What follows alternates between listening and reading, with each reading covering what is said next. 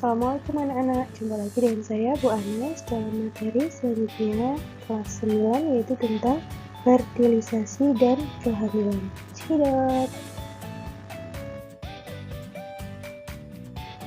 Nah anak-anak, di video sebelumnya kita sudah belajar tentang menstruasi.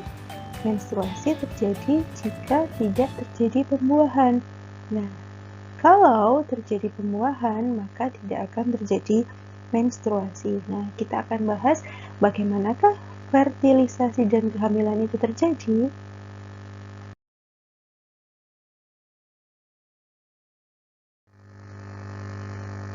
Fertilisasi itu terjadi apabila ada sel sperma yang masuk ke dalam saluran reproduksi perempuan. Sel sperma tersebut akan bergerak menuju sel telur. Nah, ketika sudah bertemu dengan sel telur, bagian kepala sperma akan masuk ke dalam sel telur, meninggalkan bagian ekornya di luar sel telur. Nah, proses inilah yang mengawali terjadinya fertilisasi. Apa itu fertilisasi? Fertilisasi itu adalah proses peleburan inti sel sperma dengan inti sel telur sehingga membentuk zigot. Nah, proses fertilisasi ini terjadi di dalam tuba Fallopi atau ovidut.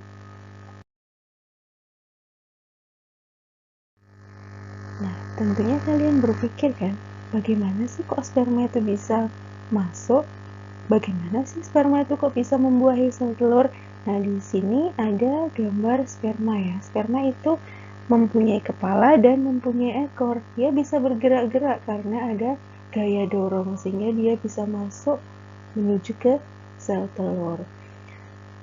Sel sperma menggunakan flagela yang bergerak memutar seperti baling-baling untuk menggerakkan tubuhnya dalam cairan yang ada pada tuba Fallopi, kemudian menuju sampai ketemu dengan sel telur.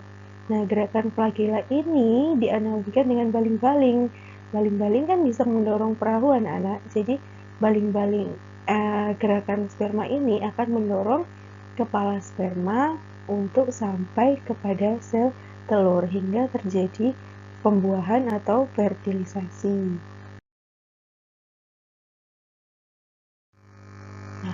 Bagaimana sperma dapat menemukan lokasi sel telur? Bagaimana? Nah, ini ada mekanismenya. Sel sperma itu dapat menemui sel telur.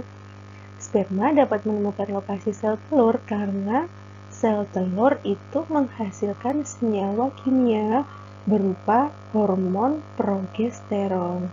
Selain itu, juga karena adanya sensor panas atau suhu tuba Fallopi atau tempat sel telur itu berada lebih tinggi dibandingkan suhu tempat penyimpanan sperma. Makanya sperma bergerak menuju sel telur melewati ovidut.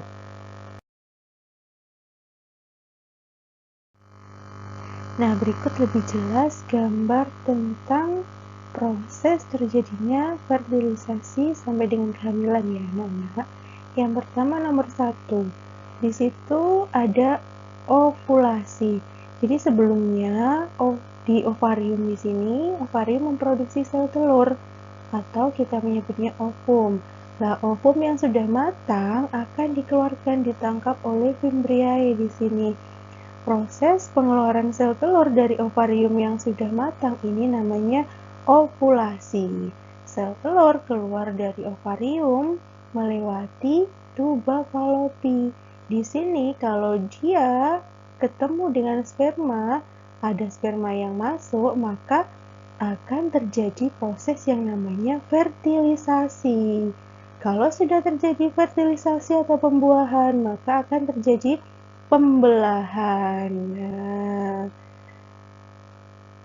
kemudian akan terbentuk apa namanya zigot. Selanjutnya akan berkembang menuju embrio. Embrio ini akan dibawa menuju ke rahim. Tertanam di dinding rahim. Kita menyebutnya namanya proses implantasi. Pada kondisi ini, seseorang sudah dinyatakan mengalami kehamilan. Sampai di sini paham anak-anak? Mendengarkan penjelasannya sambil melihat gambar ya. Anak-anak, tahukah kamu kalau dari jutaan sel sperma yang masuk ke saluran reproduksi perempuan, hanya ada satu sel sperma yang dapat membuahi sel telur. Mengapa? Karena setelah salah satu sel sperma masuk membran sel telur, maka secara langsung sel telur akan membentuk benteng yang tidak dapat dilewati oleh sperma lainnya. Ayo kita renungkan betapa hebat Tuhan yang Maha Esa mendesain proses fertilisasi ini. Jadi kalian itu sudah merupakan pemenang di antara yang lain sampai terbentuknya kalian. Maka kalian harus bersyukur ya.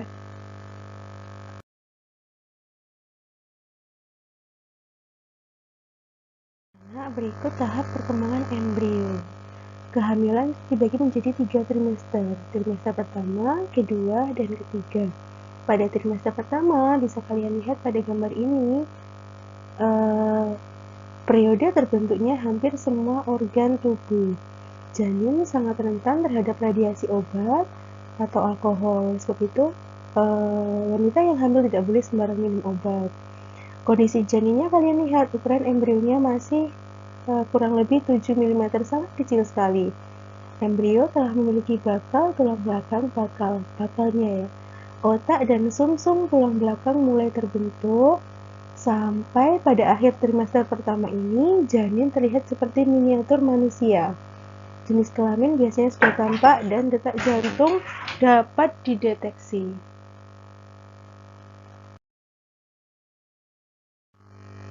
Selanjutnya, pada trimester kedua bisa kalian lihat di gambar.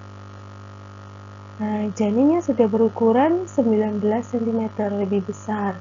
Hingga pada akhir trimester 2 ini akan terbentuk mata janin. Mata janin sudah kelihatan terbuka dan sudah mulai membentuk gigi. Kemudian pada trimester ketiga, ukuran janin sudah kurang lebih sekitar 40-50 cm. Sedangkan beratnya sudah 2-3 cm.